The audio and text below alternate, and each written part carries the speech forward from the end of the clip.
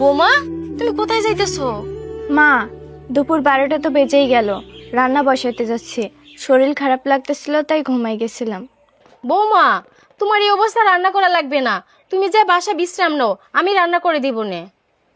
আর শোনো, তোমার কাপড় চোপড় গুলা কলে পারে রাইখা আইসো, আমি দিয়া দিব নে। আচ্ছা ঠিক আছে মা। আচ্ছা যাও। মা,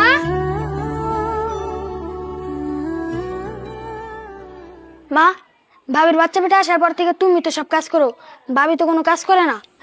ভাবি খালি শুয়ে বসে থাকে। তুমি ভাবিরে বাবার বাড়ি পাঠাই দাও। শোন, তোর ভাবির এই অবস্থা কিভাবে ওর বাপের বাড়িতে পাঠাই বল? ওর মা তো অসুস্থ, ওর তো সেবা করতে পারবে না। আর তোর ভাবি সারা বছর তো আমাদের রান্না করে খাওয়ায়, এই 9টা মাস না আমরাও তোর ভাবির সেবা যত্ন করি। আর তুই সব সময় এসব কথা বলিস কিসের জন্য? আর কখনো এসব কথা বলবি না। যা, তুই আমার সামনে থেকে চলে যা, যা।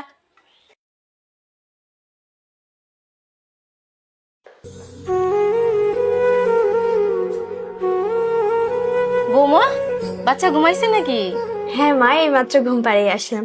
আপনার একা একা কাজ করতে অনেক কষ্ট হচ্ছে তাই না?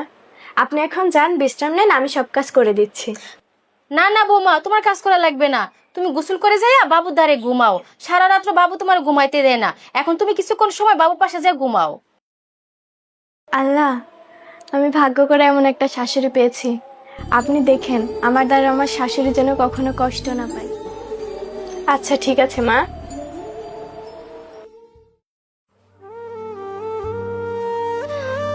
বৌমা, ও বৌমা,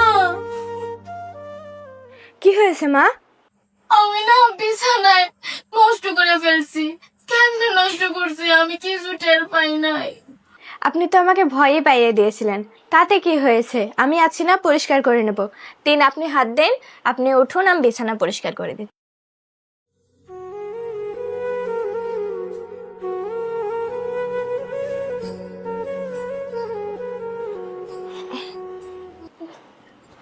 এই দেখেন মা, বিছানা পরিষ্কার করে দিয়েছি। এখন আপনি শুয়ে পড়েন।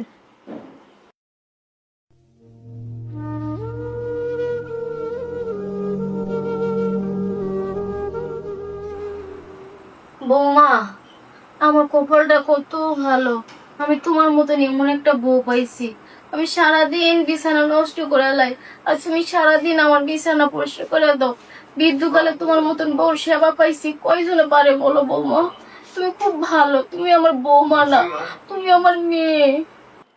আরে মা, আপনি আমাকে এই কথা বলে লজ্জা দেবেন না। আমি যখন নতুন এই বাড়িতে বউ হয়ে আসি, আপনিই তো আমার সুখে দুঃখে পাশে ছিলেন। এখন আপনার বিপদের দিনে আমি কেন পাশে থাকবো না?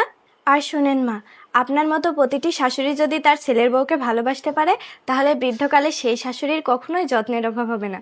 আর আপনি যৌবনকালে যেরকম কর্ম করেছেন, বৃদ্ধকালে এসেও ঠিক সেরকমই ফল পাচ্ছেন। বুঝতে পেরেছেন মা?